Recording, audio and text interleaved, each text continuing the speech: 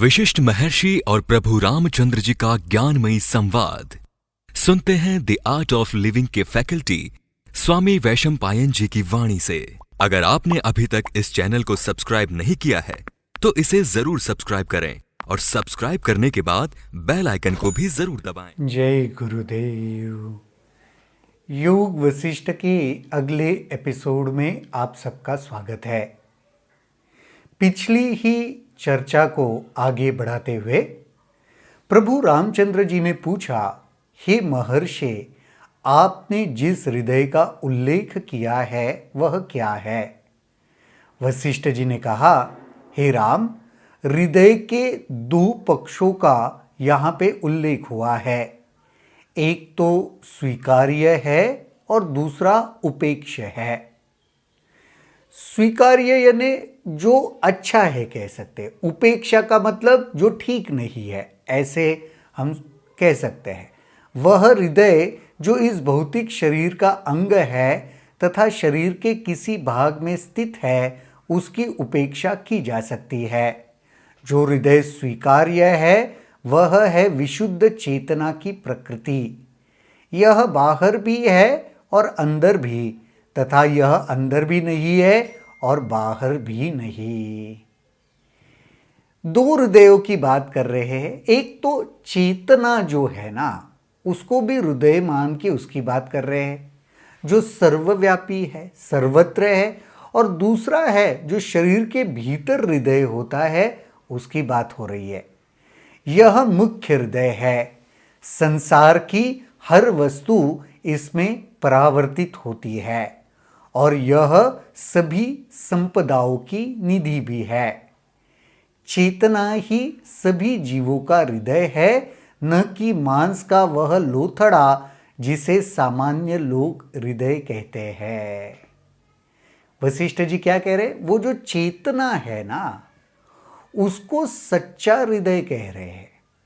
ये जो हड्डी मांस के शरीर में जो एक मांस का हिस्सा है, उस हृदय को सच्चा हृदय नहीं माना जा रहा। या चेतना ही सभी जीवों का हृदय है, न मांस का वह लोथड़ा।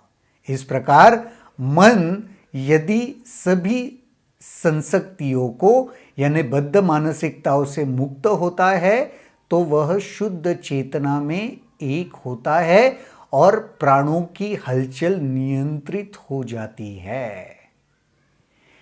यहां पे क्या कह रहे? बद्ध मानसिकताओं से मुक्त होने के बाद ये जो प्राण है ना, उनकी हलचल नियंत्रण में आने लगती है। जब तक मानसिकताएं बद्ध है तब तक ये भीतर के प्राणों के ऊपर कोई नियंत्रण या कंट्रोल नहीं है।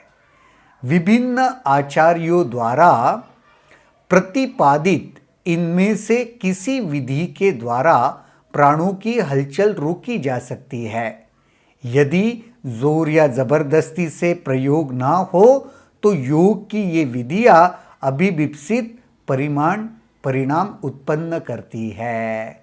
विभिन्न आचार्यों ने बताया हुआ है ये प्राण की जो चंचलता है, ये प्राण के ऊपर कैसे नियंत्रण प्राप्त कर सकते हैं, या योग के माध्यम से। इसके पहले भी कुछ एपिसोड में हमने देखा था कि योग ये वो तरीका है जिसके वजह से सही मायने में हम अपने प्राणों के ऊपर नियंत्रण कर सकते हैं। प्राणायाम उसी को कहते हैं ना, प्राण और आयाम, इन दो शब्दों से जुड़ा हुआ ये शब्द है। आयाम का मतलब नियंत्रण करना या दिशा देना भी होता है। तो प्राणों के ऊपर नियंत्रण कर सकते हैं प्राणायाम की मदद से। यदि कोई किसी उक्त विधि में पूर्ण रूप से अपने आप को स्थापित कर लेता है और साथ ही साथ अनासक्ति की अभिवृद्धि करता चलता है, तब संशक्ति या बद्ध मानसिकता पूर्ण रूप से नियंत्रित भी हो जाता है। तब परिणाम होता है प्राणों की हलचल का रुकना। अनासक्ति को अभिवृद्धि जो कर सकता है, अनासक्ति यानी किसी भी चीज में आसक्ति नहीं रही, इस स्थिति की जब अभिवृद्धि होती है, यानी जब ये बढ़ती है, किसी भी चीज में आसक्ति नहीं रही और जीवन आगे बढ़ रहा है, उसमें इतनी वृद्धि हो गई, उससे भी प्राणों के ऊपर नियंत्रण आता है। अभ्यास में अपना ध्यान बाहों के मध्य तालू में, नाक की नोक पर या सिर पर, शिखर पर टिकाया जाता है और इस प्रकार प्राण नियंत्रित होता है। अलग अलग अभ्यास है प्राण को नियंत्रित करने के ध्यान के माध्यम से। वो ध्यान हम कभी भ्रू मध्य के बीच में उधर लगाकर, कभी तालू पर, कभी सिर की चोटी पर, नाक के चोटी पर, अलग अलग जगह पर ध्यान लगाकर भी हम इस प्राण को नियंत्रित कर सकते हैं। इस प्रकार यदि जिह्वा के अग्रभाग को घंटी यानी कौवे से स्पर्श किया जाए तभी भी प्राण नियंत्रित होता है। वैसे ये सभी प्रयास ध्यान बांटने वाले प्रतीत होते हैं, परंतु इनके नियमित अभ्यास से ध्यान बटाने की धारणा दूर होती है और ऐसे ही नियमित अभ्यास से व्यक्ति दुखों से छुटकारा पाकर आत्मा के आनंद को प्राप्त कर लेता है। अष्टांग योग में ये सारी चीजें बताई गई है, अलग अलग मुद्राएं बताई गई है, अलग अलग धारणाएं बताई गई है। इन धारणाओं के ऊपर जब ध्यान लगने लगे, इन धारणाओं की मदद से जब ध्यान लगने लगे तो फिर परम उससे क्या मिलता है, दुखों से छुटकारा मिलने लगता है और आत्मा की ये जो अनुभूति है, आत्मा का जो आनंद है, उसमें हम प्रस्थापित होने लगते हैं। अतः योग का अभ्यास करना चाहिए। जब अभ्यास से प्राणों की हलचल नियंत्रित हो जाए तब मोक्ष या निर्वाण ही शेष रहता है। अष्टांग योग में जो डूबा हुआ है वो उस रास्ते से भी परम मुक्ति को अनुभव कर सकता है और योगी जन अष्टांग योग के माध्यम से परम मुक्ति को अनुभव करते भी है।